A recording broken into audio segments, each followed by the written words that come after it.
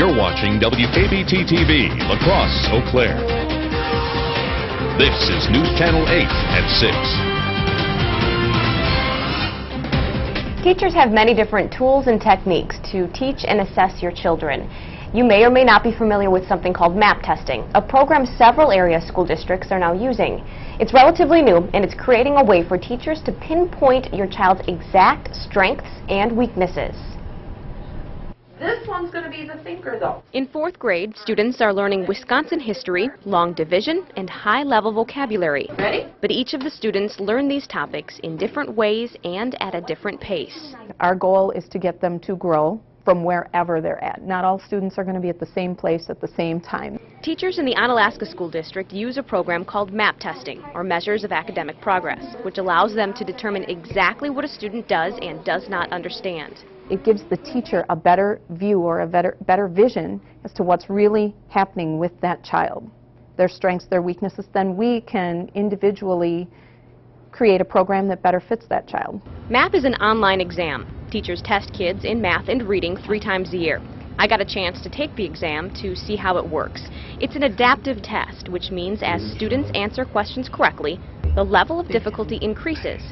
This allows teachers to see exactly what level their students are performing at, so they can work on each child's individual weakness within small groups. On any given day, in any given subject, I could have 4 or 5 different groups working on 4 or 5 different things.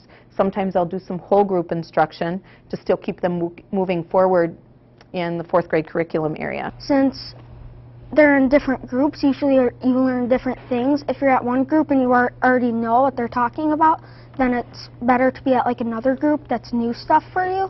And this is important to these kids because as part of the program, they set personal academic goals. They sit down with the teacher one-on-one, look at their own strengths, look at their own weaknesses, and set a plan to grow. Which is the district's main objective.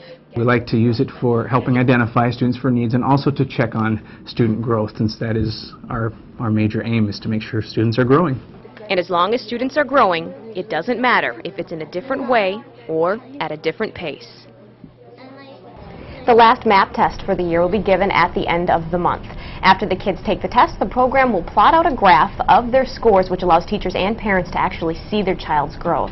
Now, this program is helpful for teachers because the results of the test are given immediately. So after the kids take the test, the teachers can evaluate how they did, and the very next day, they can start working in the classroom on the child's weaknesses if they choose to do so. Sure, it seems like such a neat program because it's so true that every child learns at a different pace. Yeah, and they've uncovered that over the decades, that kids are learning, and also in different ways. And now teachers can really pinpoint that and help each individual child succeed.